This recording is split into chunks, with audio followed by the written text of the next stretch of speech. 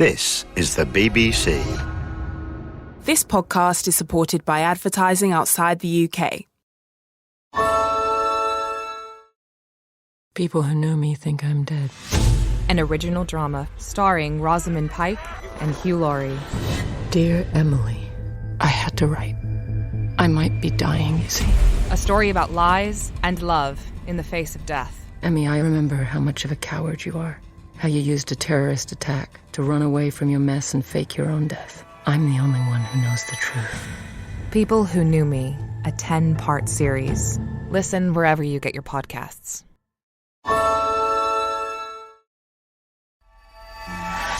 It just smashed right into the World Trade Center. It was a big explosion of flames. People Who Knew Me, a story about lies. You used a terrorist attack to run away from your mess and fake your own death. And love. Are you proposing to me? In the face of death. I'm Paul. I'm 6 weeks into chemo, and I have no eyebrows. An original drama for BBC Sounds. Yeah, something's up. Starring Rosamund Pike and Hugh Laurie. Happy death anniversary. People Who Knew Me. Listen on BBC Sounds. BBC Sounds. Music, radio, podcasts. Jill Scott's Coffee Club. Jill Scott there, it's a little Cruyff turn. Beautiful. It's Sam home, and it's Jill Scott in the 6-yard box. From BBC Radio 5 Live. Hello and welcome to another episode of Jill Scott's Coffee Club. Hello. What an exciting day it is today. Oh, so exciting, so exciting. We're actually at Soccer Aid training. Yeah, we should point out, shouldn't we? We're like, you can probably hear lots of balls being booted around in the background. We haven't been hit yet. Yeah. Fingers crossed we can get through this without either us or our guest being I keep trying concussed. to hide from you guys and you keep finding us. I'm like, they won't find us in the coffee shop. There they are. They won't find us at Soccer Aid. There they are. Just tracing you everywhere, just turning up. Have you got a tracker on my phone? Do you know what, Jill? This is so cool. I mean, surrounded by not just former amazing football players, but stars of screen, stage, the whole lot. It's I'd said it's kind of like being at a really famous person aquarium. Yeah. Where you're just kind of stood behind the boards just watching all these amazing people just playing football together. Yeah, it's so it cool. is, and you just have to keep your cool. Like, as I look out now, I can see Usain Bolt, Mo Farah, like people just taking shots at Ben Foster. It's like, yeah, it's kind of like you feel like you're in a dream or something. And it does feel a bit like that, doesn't it? Yeah, and I can just see people getting ice cream. So hopefully we can talk quick because I want one before I the can melt. have an ice cream. Yeah, I saw Harry Redknapp walk past earlier, chomping on an ice cream. I thought that was quite funny. You're like, what is going on? It does. It's a little bit out of body. It's kind of a bit strange. You sort of just you kind of turn around and you have to remind yourself where you are. Yeah. And that is going to be particularly prevalent today because we're going to speak to Tom Hiddleston. I know. I thought when you sent the brief through, it was Tom Hiddleston. And I was like, I used to follow him as a footballer. And I was like, oh, we never spoke about obviously doing like ex-pros. And then I realised. And I was like, wow, Tom Hiddleston. So, yeah, so excited. I've said it again. Yeah. I've said it again that I'm excited. But as if he's coming on Jill Scott's Coffee Club podcast. I know. We're really sort of, like, I mean, we're incredibly lucky to have the Lionesses on as it is. I mean, we're sort of branching out now. I know. It's incredible. I know. Where to next? Going into, like, movie stars and everything. But you know what? I bumped into him in training, literally, when we were training together. He was one-on-one marking you for a bit. Yeah. Did you notice that? But he's the nicest guy. He's so nice. Like, I've only probably had about 5-10 minutes speaking to him, but he's so nice, so down to earth. So yeah, I'm really looking forward to doing this podcast with him. One of the things that I noticed when I walked in is that your face is everywhere. It's so cool. You're like just all these enormous blown up versions of Jill. Like, I actually can't get away from you. It's lovely. It's so cool. I haven't actually seen one of them yet. I literally got off the train, got in a car, and it was like, right, you're onto the pitch. In you go. I didn't do any warm up, nothing. So has it been nice being, because it is a lovely little setup here. Yeah. Is it nice getting touches on the ball again? Oh, brilliant. Honestly, we're trained, and you don't train for that long. You don't, obviously, they don't want you doing too much before the game, and you're not professional athletes anymore. So, yeah, it's been lovely. But when training finished, I wanted to do more. Yeah. I was like, can I do crossbar challenge? Can I take some penalties? So, yeah, it's just football. You just, when you're out there with the ball, just nothing else matters. And also what's really fascinating is it seems like ego's left aside, right? Yeah. It doesn't really matter where you're from, what you're doing, what your background is, how many followers you've got on whatever platform you're on or whatever. You're out there with a ball. Nothing else matters. It's just and I'm obviously playing in the game, and I get really into it, and I like to talk, and I'm like to Jack Wilshere, like left shoulder, someone's coming, and I'm like as if I'm telling Jack Wilshere how to mark someone in midfield. So just having these like moments, like the ball fell to Jermaine Defoe, and I'm like shoot, and I'm like as if he needs that information. Jermaine Defoe the heads up. Probably to shoot now, mate. Yeah, exactly. But I think that's the thing with football. Once you get on there, you're in your team colours. Nothing matters, does it? Gender doesn't matter. If you're a celebrity, a professional, and that's why I love football. I'll give you my prediction. I think you and Tom Hiddleston are going to become best mates after this. Oh, I hope so. Jill Scott's Coffee Club from BBC Radio 5 Live. Welcome to Jill Scott's Coffee Club. Tom Hiddleston, thank you so much for joining us. Thank you so much. What an honour to be here. No, what an honour to have you Truly. on here. Yeah. And I mean, what an honour for us all to be at Soccer Aid as well. Soccer Aid for UNICEF. Absolutely amazing. My first time, not your first time. No, it is my first time. It is your first time. time. Because I actually got asked to do it last year, and then they said, oh, you have to be retired, and I was still playing, so I think they were trying to tell us it was time for retirement. That's, to be clear, only for pros. Yeah. I haven't retired yet. At least I think I haven't. I hope I haven't. No, technically not, right? Do you play much football? I think that would be an overstatement. I love playing football. I played all the time when I was a child. Yeah.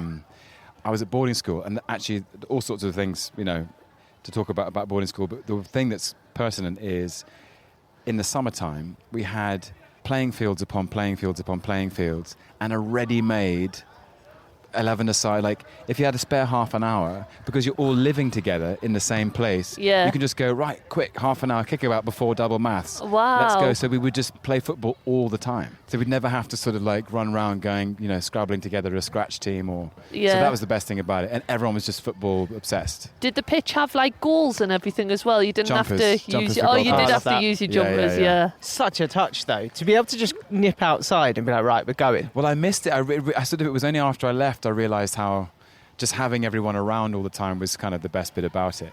You've always got, if you want to play anything, tennis, rugby, ultimate frisbee, you've got people who can just like join in immediately. That's the best thing about it. But we played lots of football. Everyone was mad about football. So how do you feel so far? I mean, we should say at the time of recording, we haven't actually seen you play at Old Trafford yet. So how do you feel? Like, in terms of how's your body holding up?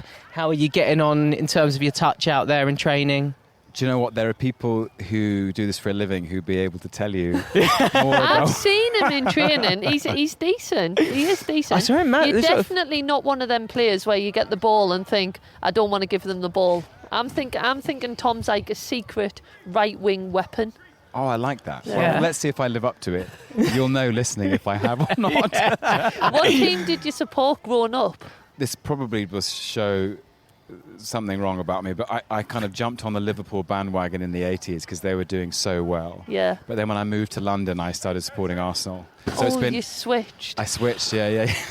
Yeah. But it's because Arsenal was round the corner. Yeah. And all my friends and now my in-laws, they're all Arsenal fans. So it was just kind of like, I just found myself talking about Arsenal more than Liverpool. Yeah. See, I'm always really interested in this. When you're working on films or when you're in Hollywood, do you try and keep up with everything here? Are you even able to keep up with everything that's going on back home? Yeah, BBC Sport is a big feature on my Google search.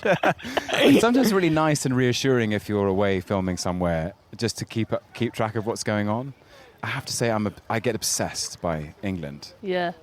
Every time England play, men's and women's, I become a different creature. Oh. I don't know what that is. It's always been... I have such happy memories of watching England, supporting England.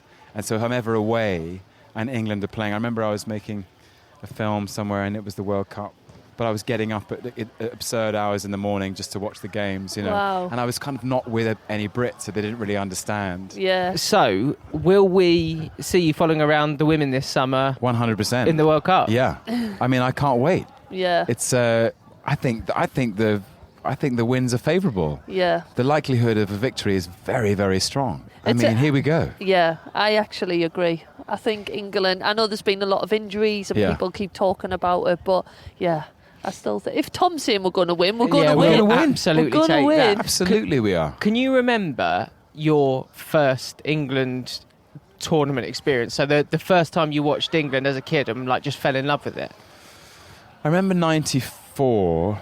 No, I remember 96. 90. Oh, 1990 in Italy. 90 was in Italy, wasn't it? Yeah. And then I remember Euro 96 really, really well. With Gareth. With Gareth. Penalty miss, yeah. And I was telling David Seaman, I was asking David Seaman last night about all that. And Stuart Pearce had scored, but he'd missed in the previous tournament. And so that was a real redemption for him. Yeah. And that squad, Gaza was playing and Teddy Sheringham and... It was such a good squad. It was wasn't amazing. And I remember that semi-final. I just remember it like it was yesterday. One of the strangest experiences I've ever had is I was doing an interview with Gareth Southgate, and he asked me what was my first tournament. And you said Euro 96. Euro 96. Oh, no, you should have just lied. I just thought about it, but I didn't know what to do. You could have said any other tournament. I panicked. And but I was you know what? what? What I find so moving about him, and I feel really possibly overly emotionally invested or attached to him, is his clearly gone on a huge journey. Yeah. And the care and carefulness and thoughtfulness and love that he's been able to give that squad of players as someone who's been there and knows it.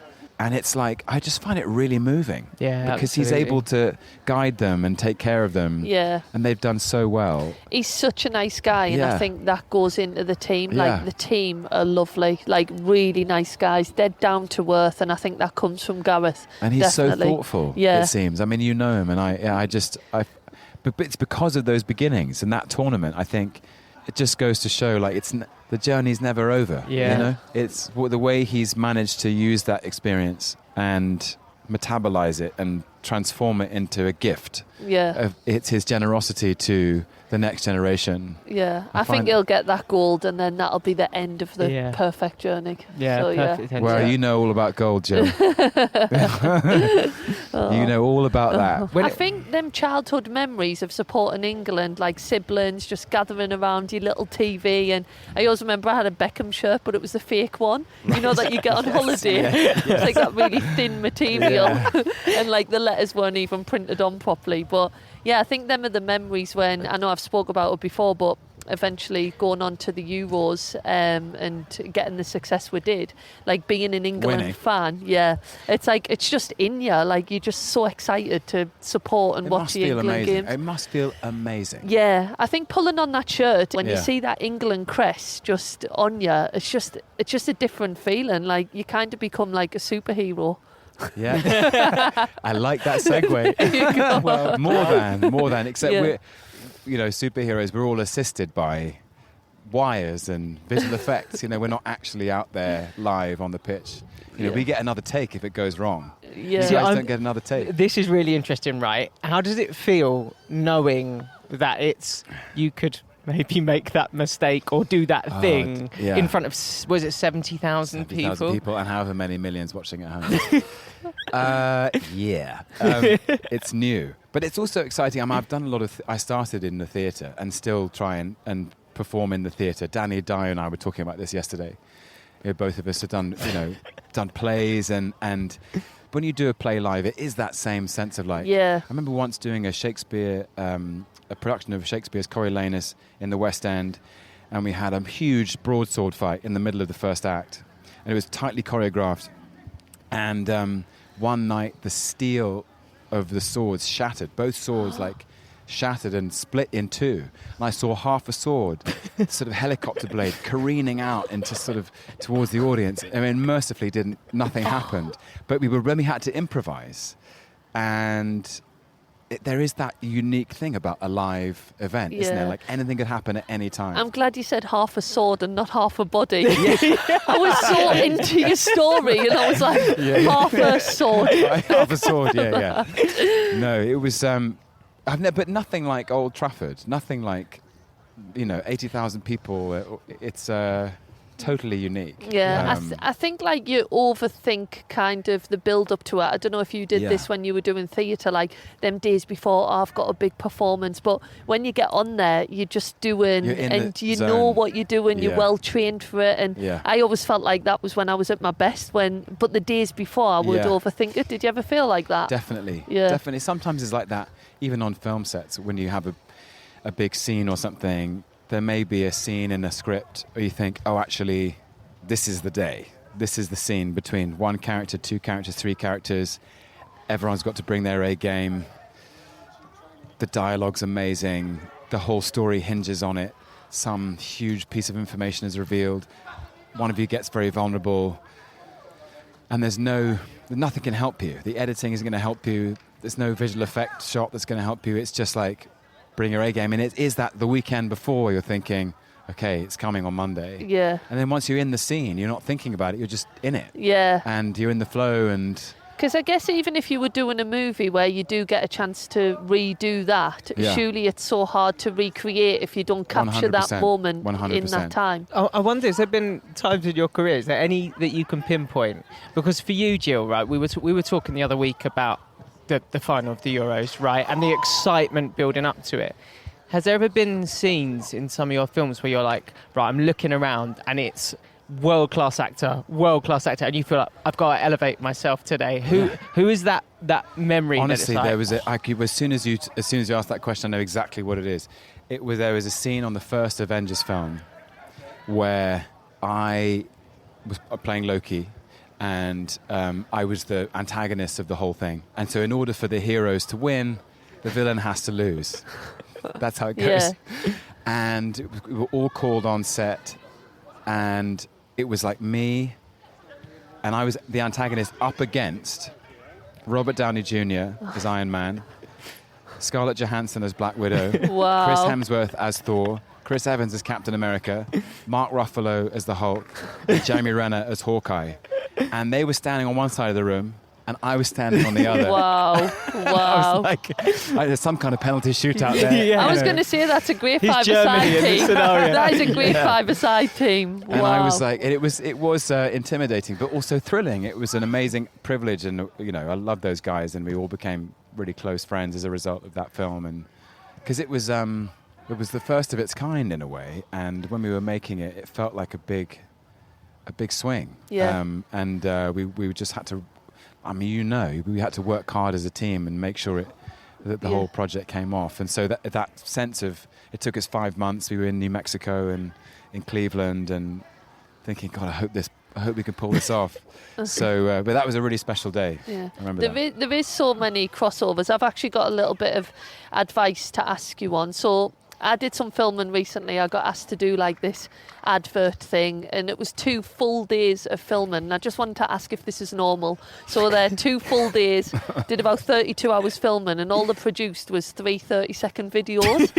And I'm thinking, am I rubbish, or is this what they do? That's what they do. Are you sure? Yeah, I promise you. I promise you. Yeah. You. So how long does a movie take? Because I was thinking 36 hours for 2 or 3 30-second videos. How long does it take to actually do a movie? Some movies are, I mean, it's not totally normal, by the way. Okay, First, just to completely reassure you. And I bet you were great. Some films, it really depends on the budget, but some movies take 4 or 5 months. Wow. And then the finished product is 2 hours. Wow. And maybe you're prepping the movie before that, so you're doing 2 or 3 months of prep before you start filming, and then you film for 5 months. Yeah. And then you wait, and then maybe in post-production you go back and you promote it. It's the commitment is the first couple of films I made, I was like, is that it? Yeah. That was a year of my life. Yeah. And then it's over in an hour and a half. Yeah. But it's like I always see it as like a kind of like a really rich pasta sauce or something. Yeah. All the ingredients are going in, and then it just has to marinate and kind of stew, and then eventually you're left with something. How many times would you watch the movie back? We all have to get over the basic terror of looking at our own faces. Yeah. Which is sort of, looking at your face going, why does my face do that? Why is my face? That is not a problem for you. No, I'm sorry. This is for us mere mortals. No. Yeah, why does this is why me and Ben get podcast work. You're on movies. There's a big difference. But it is, we all get... It's like you're hearing your own voice on an answering machine or a voicemail. You feel so self-conscious about it. But I have, lots of like senior actors when I was younger, they said, if you can get past that, you can really learn. Yeah. Because you might think, I got away with that, but next time I will maybe do less, or make it more internal, or actually I wasn't doing quite enough, or I could have committed more. Or you can remember a scene and think, because you'll find when you're filming there's so much that can distract you, and maybe you do get distracted by something. That does not sound like you do at all. Oh, I was distracted by something. Just to clarify, this wasn't a new movie. It was just like a kitchen advert for 20 seconds. I'm not breaking into Hollywood. What superhero would you play if you could play a superhero? I actually don't know. Haven't you got a suit? Didn't you get in it on the Celebrity? Yeah, Didn't you get given a suit? In the jungle. We did get asked the question, if you could have like a superpower, what would it be? And I said, just when life is so busy, I wish I had there was a program called Bernard's Watch, and you can just stop time, go and run all your errands, and then come back and time's the same. Did you ever see this show? I don't know if I did, but it sounds like a great show. It was just incredible. The kids' TV show. It's so good. Yeah, it's but so I would amazing. love that. Let's stop time. I know this podcast isn't boring, hopefully, but we can do the podcast and then it's still the same time. Yeah, so nice. Yeah. More hours in the day. Exactly. Imagine being able to stop time. Exactly. Having the ability to go back as well, because there was one episode where he sort of turned back time as well and change things. Yeah. Amazing. Yeah, but that could get dangerous. One thing that straight away that I noticed that you two had in common, you sat down and said, "How's the coffee?" Right. Which I absolutely love. Now, Jill obviously is a bit of a connoisseur, but I didn't realise that you were as well. Well, I do like my coffee, yeah. It's funny. Do you find this when you travel? People expect you as a Brit to love tea. Yeah, yeah. And you sort of go, I don't mind tea, but I love coffee. Yeah. And when you're travelling as well, sometimes this is one of my daily grinds, when they give you a cup of tea and the water's in one of them big coffee pots. Yes. Like in a hotel, so you pour your cup of tea and it tastes a half coffee, half tea. Oh, awful. That's a bad day. Yours is you have a flat white, don't you? Yeah, flat white, yeah. What do you go for? Americano. No milk of any kind. No messing around. No, or espresso. I think there's we're going to put myself out there now. Yeah. There is no greater pleasure in life than an espresso after lunch. Yeah. A good one. A good one. Wow, we're about to get absolutely beaten up by a ball here. We should just point out we are actually sitting right next to where training is going on. We're watching the World 11. I'm actually just seeing who can play and who can't. Oh. Yeah. Is there anyone that you... I always think, right, we've just talked about your acting and the idea of being surrounded by superstars. Is there anyone since you've got here that you've been like, oh my gosh... I'm stood next to you know what? I'm always late. I'm really bad. I don't like to blame myself. I just have a lot going on that I am late. And I was running down the corridor. I was like, I can't keep Tom Hiddleston waiting. And I'm trying to find my book, and my knee's getting fatter. And I'm like, oh my God, I've left him waiting. You're kidding. I'm sorry. No, but that's so consistency. That's consistent. You get the same treatment we give to any of the other footballers as well. Every bit is important. So take us back, right? So where does this love of coffee stem from? Because you were saying to us before. Well, so I remember when I was at uni, when I was revising for my exams every spring. I mean, it's around sort of this time. It's it was May, June. And the whole place would just go silent because suddenly it's like everyone's thinking, hang on, focus now. I haven't done any work all year. Exams are coming up. That's why I'm here. And you're going to be revising all day. And I thought, I'm going to start the day right. And I get up and I'd walk down the street to this cafe called Savino's by the bus station. And they serve the most exquisite Italian coffee. Proper, you'd have a pastry sometimes. Black Americano. Thank you very much. Sun rising. And I just have that moment, do the crossword, not thinking about work, nothing. Go back, do some revision, do 6 hours, go for a run, job done. End of the day. That sounds like the perfect day. Not the revision, but the coffee and the run. And the run. Did you have the same? When you were at college, were you doing the same sort of thing? That sounds like the perfect moment. Even when I go on holiday and stuff like that and it's really hot, people think I'm crazy because I like to have my coffee in the sun. Yeah, me too. Yeah. Me too. I think it's from... Do you like when you go to Europe or something? I'm really lucky. I've worked in Europe a lot. And actually, when I was starting, I was a part of a theatre company and we used to tour around taking Shakespeare productions to Europe. And I look back now and it was such a great privilege because you'd be... Truthfully, I wouldn't be needed at work until 6 o'clock. Yeah. So you just get up, you're in Spain, Madrid, somewhere, Barcelona, Milan. I think I'll just go and find a coffee bar, sit there. So true. It's lovely. So my brother lives in Madrid, so I go twice a year.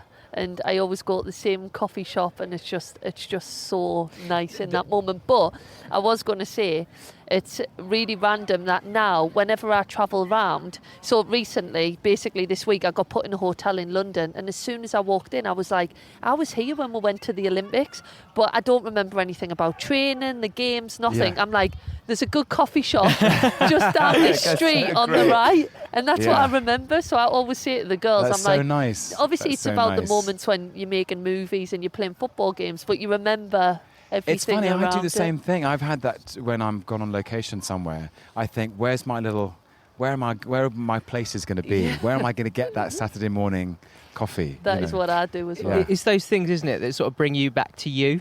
You know, so when it's all a bit mad and you can get 5 minutes to sit down with a coffee and just be like, oh, I'm here. I'm me again for 5 minutes and just chill out.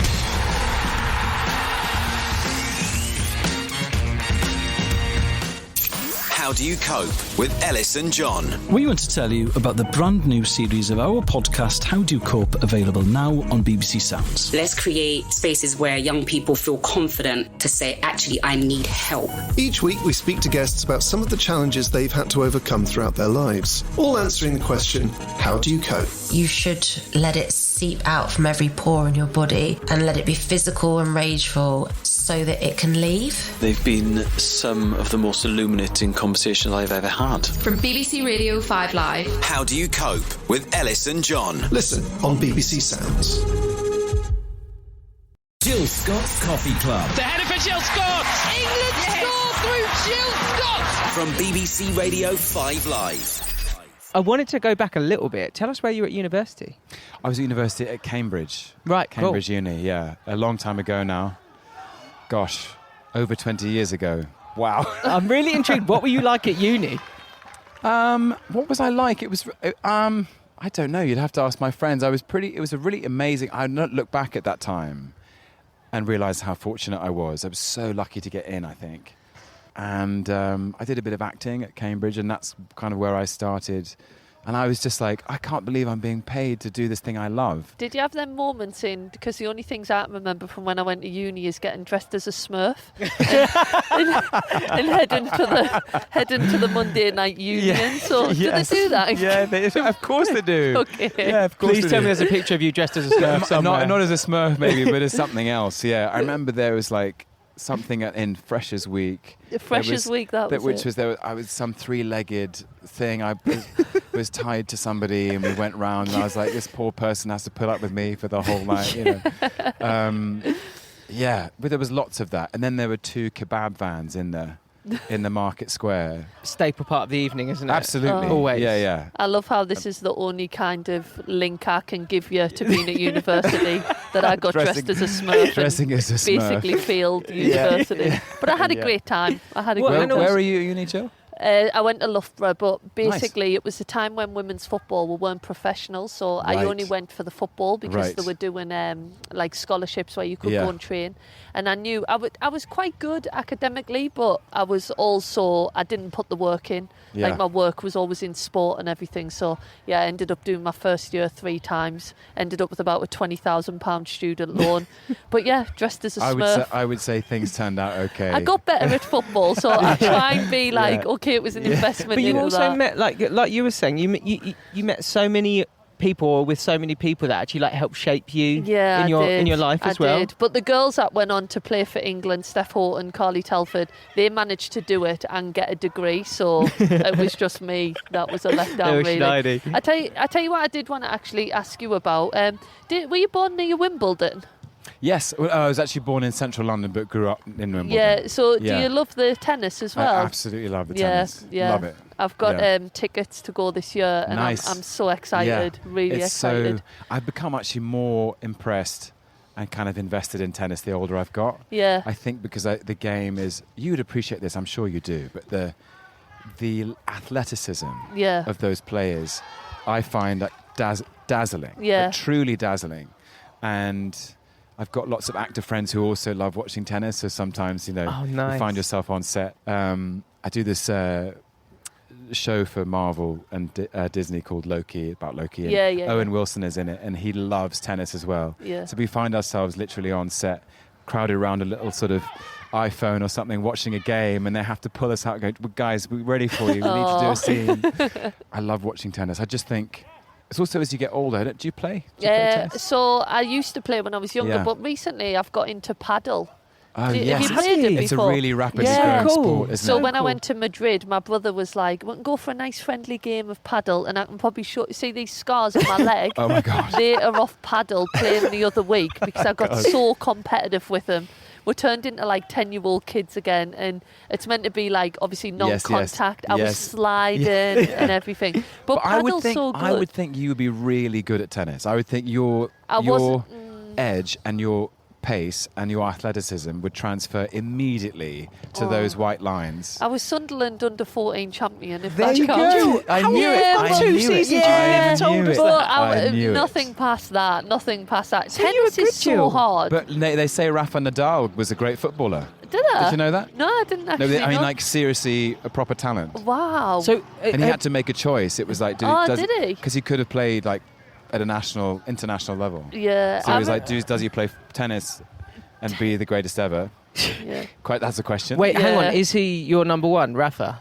He makes me cry. He just the determination. But then also Roger is like Fred Astaire. For me, it's Roger. Roger is just, always. He's the grace, the elegance of it. Yeah. They are such amazing athletes. So I remember being with Andy Murray in 2012 when we were in the Olympic Village, and I was just in my element walking around like all these stars. And I remember Andy Murray, it was the night that the Olympics had finished, and I was like, oh, you're going to come and have a drink and whatever. He was like, no, I'm going to Miami like early hours of the morning to compete again straight after an Olympics. And I was like, God, I need like 2-3 weeks off. But they just go Okay, here's a question for you. I really want to ask you this. Okay. I was watching the Australian Open at some point early this year, and Andy Murray, 5 sets. It's a 5-setter, yeah. 4 in the morning, a metal hip. Wow. Like he finally won. He lost the first 2 sets, I think, and he finally won. And it was like 4:30 in the morning, and it was absolutely grueling. I thought I'd lost like several years of my life just from the anxiety of watching him. But I love watching Andy. And I was actually there in 2013 at Wimbledon for the final on centre court, watching him do it when he won. It was so amazing. But he said in his post, Jim Courier interviewed him afterwards, and he said, Andy, why do you put us through it? Why do you put yourself through it? And he said, well, you know what? This is going to sound odd, but when it looks like I'm having a horrible time out there, that's when I'm having the best time. Yeah. Those are the moments I love. Yeah. As a competitor, this is my question for you. Okay. Is that how you feel and how you felt about football? Like when you're really up against it. Yeah. When you're like, I don't know, 2-0 down, or you're into extra time.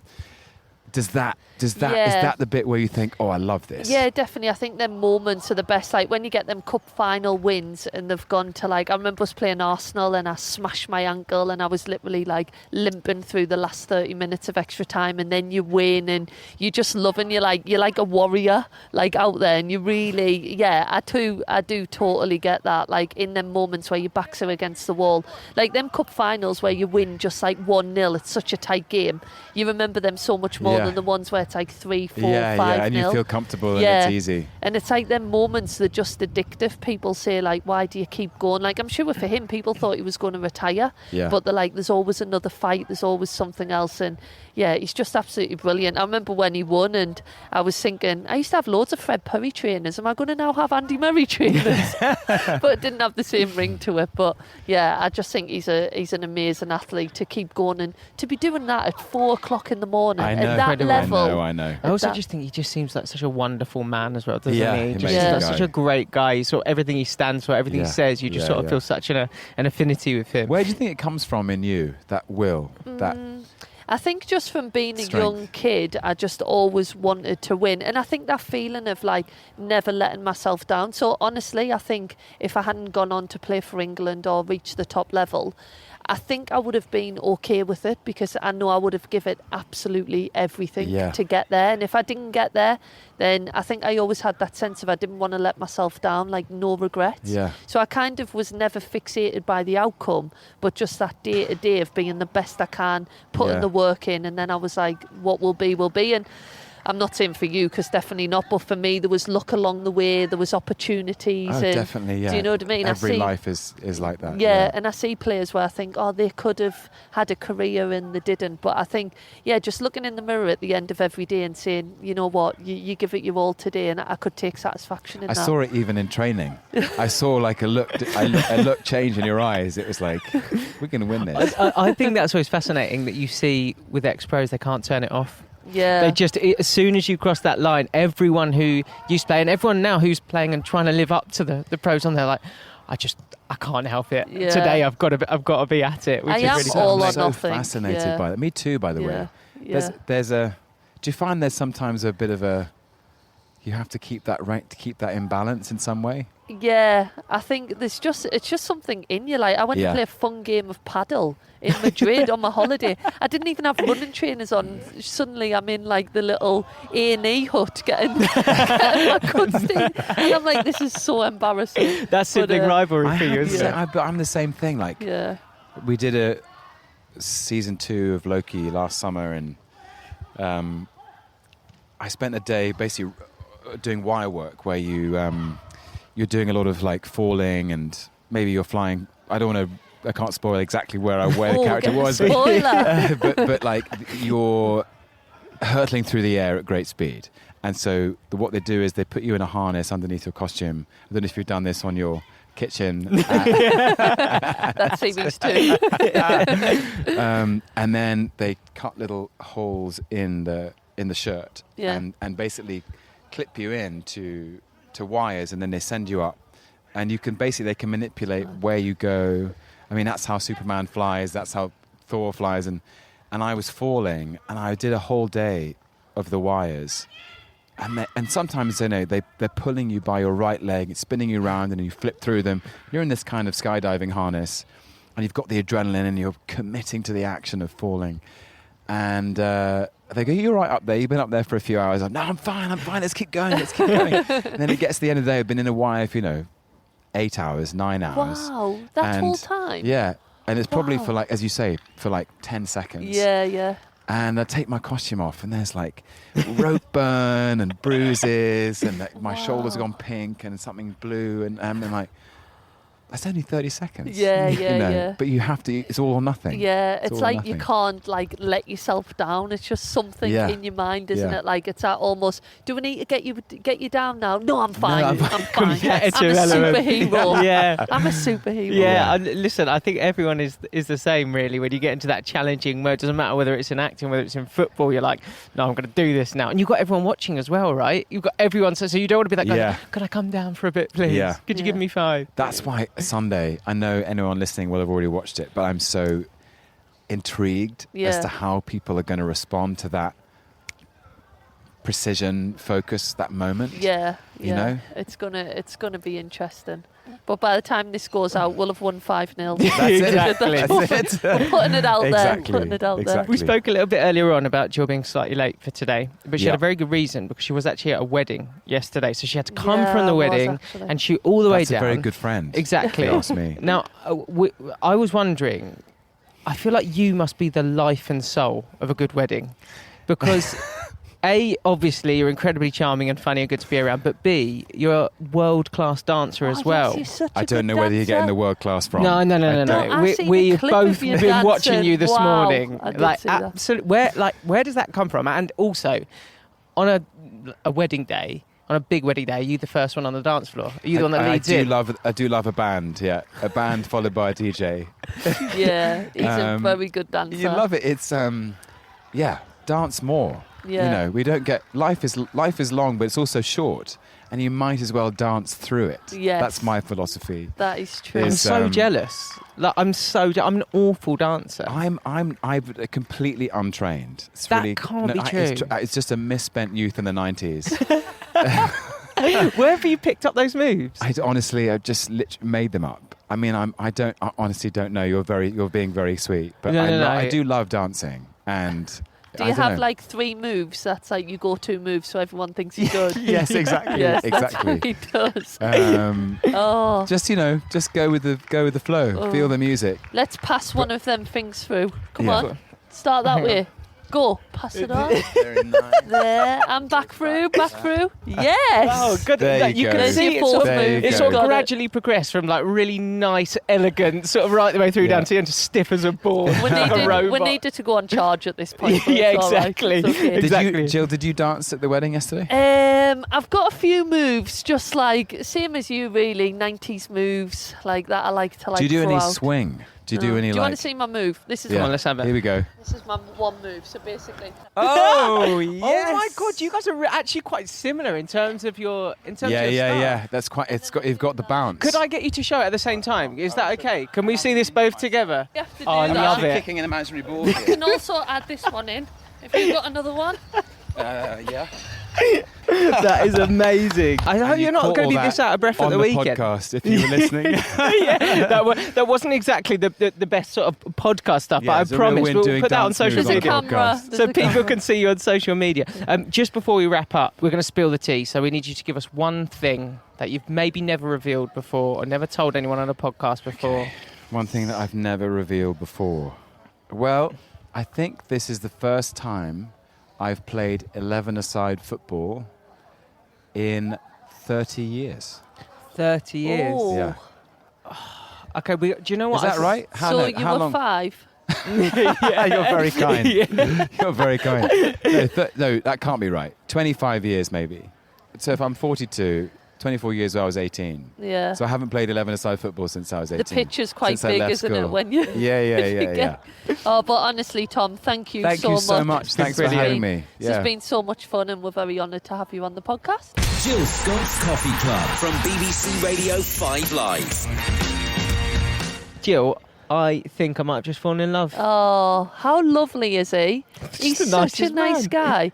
I was just listening to him speak and was just thinking I could listen to you talk all day. And, you know, the only person that had that effect on us where I'm like, you've got such charisma is probably David Beckham. It's such elite company to be Yeah, in. And also yeah. the fact that you have sat with Tom Hiddleston and David Beckham. Yeah. And have got stories to tell about both is pretty cool. Oh, he's just so nice. I can, and so engaged and interested in you as well, which is Yeah. just so lovely. Yeah. And a phenomenal dancer. Yes, what a dancer. Yeah, if I just had a dance-off with Tom Hiddleston. Do you know when you have them moments in Out of life? body. And I do have a lot of them, but that is mad that's That's up just there, happened. isn't it? Yeah. It's really bizarre. Definitely. I feel like this would be one of those days that you look back on and you think, how on earth have we ended up in that position there? You know what? I was walking over for the podcast and I bumped into a couple of guys and they were like, where are you off to? And I'm like, I'm just about to keep my cool because I've just got Tom Hiddleston on the Coffee Club podcast. And I was like, as if he's just there waiting. So I walk over like, hi, you okay? Like it's any other guest. But wow, that was amazing. That's quite cool actually because he was literally sitting waiting for I you. know, That's so I funny. actually left him waiting. You know what though? It goes to show that I don't treat people any different. I'm just always late. Doesn't matter who Jill. you are. Yeah. Then I'm just always late. Well, do you know one thing we didn't ask him about? He went to school with Prince William as well. Oh, yeah, we didn't ask him about that. So you got mutual friends. Yeah, but I think we're going to get told off for mentioning Prince William too many we times get, on this we podcast. get banned. I think we will. You know, like when you play a song on the radio and you have to pay. Yeah. I think we're going to have to start. We just get we get a fine. We're going to have to start paying you if you use Prince William's name 11 times. Getting hit with a copyright strike. That is funny. That was, I think, one of my... I mean, we always say that. this all the time. But you are right, though. You said it on the podcast. We only seem to have nice people. Yeah. And he was another one. He was just fabulous. Yeah. So, like... But again, isn't it mad how many crossovers there is, like between anything like sport and movies, sport and music, sport across businesses, like even some of the stuff he was saying, like I want to go out and do a 5k run with him now, and I feel like would be so competitive. Afterwards, we had a very brief chat afterwards, and he was saying like how there is such a honesty to going out running. It's just you on your own and your thoughts, and that's it. Yeah, and it's so true. And you think even with someone like him who's in a part of probably the biggest film franchise of all time in the Marvel films, and he's still just out he goes, quick 5k and go and have a run. It's so special. Do you know what I think would be the biggest mic drop ever? If me and him could sit somewhere hot, have an espresso like you talked about, and then go and do a 5k run. Yeah, or a really aggressive game of paddle. Yeah, I don't think I'd have to step out the house for as long as I live ever again. Just like, that's it, done, mic drop, out. Oh, what a legend. Hello, it's Jason Manford here. And I'm Steve Edge. And this is Best Men. The brand new podcast from Radio 4, all about being the best man. We'll be meeting the people who succeeded and those that have failed. What are the big no-nos then? I'd say anything about exes. Why do people do that? And crucially, having a bit of a laugh along the way. You set fire to your speech. There was tea lights everywhere, man. Tea light. Best Men. Listen on BBC Sounds. People who know me think I'm dead. An original drama starring Rosamund Pike and Hugh Laurie. Dear Emily, I had to write.